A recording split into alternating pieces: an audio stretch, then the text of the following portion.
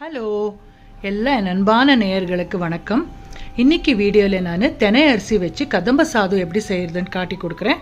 கூட beans, carrot பொரியல், brown கொண்டக்கடலை, சுண்டல். வாங்க எப்படி செய்யறதுன்ட்டு ஒன் பை ஒன் பார்க்கலாம்.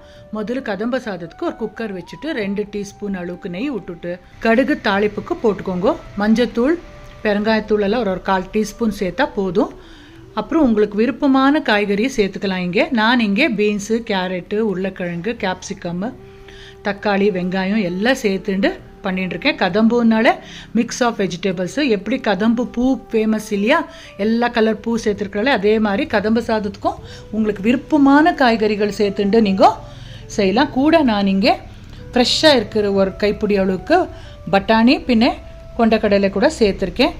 வெஜிடபிள்ஸ் முடிஞ்ச அளவுக்கு சேர்த்துக்கோங்க. அப்புறம் இங்கே தெனையே ராத்திரியே நல்லா கழுவிட்டு ஊர் வச்சுருந்தேன் 1 கப் அளவுக்கு. அதை கூட தண்ணி வடிச்சுட்டு சேர்த்துட்டுருக்கேன்.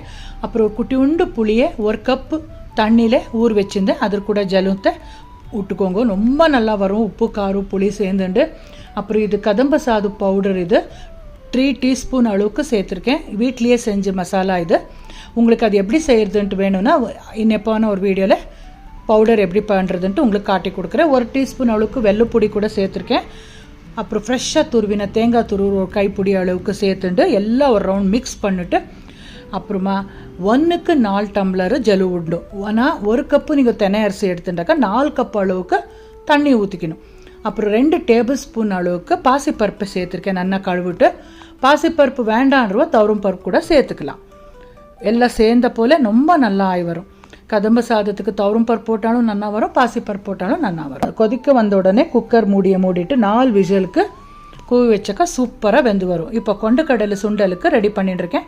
ஒரு வாணலியில் 2 டீஸ்பூன் ஆயில் விட்டுட்டு தாளிப்புக்கு கடுகு, கடலைப்பருப்பு, உளுத்தம் பருப்பு, மஞ்சப்பொடி, அப்புறமா காரத்துக்கு ஏற்ற பச்சை மிளகா சேர்த்துருக்கேன். இங்கே 2-3 பச்சை மிளகாவே பொடியாக நெருக்கி சேர்த்துருக்கேன். அப்புறம் கொண்டக்கடலையை ராத்திரியே நல்லா அலம்புட்டு ஊர் வச்சுருந்தேன். காற்றுல குக்கரில் வேக வச்சு எடுத்திருக்கேன். தண்ணியை வடிச்சுட்டு இப்போது சேர்த்துட்டுருக்கேன்.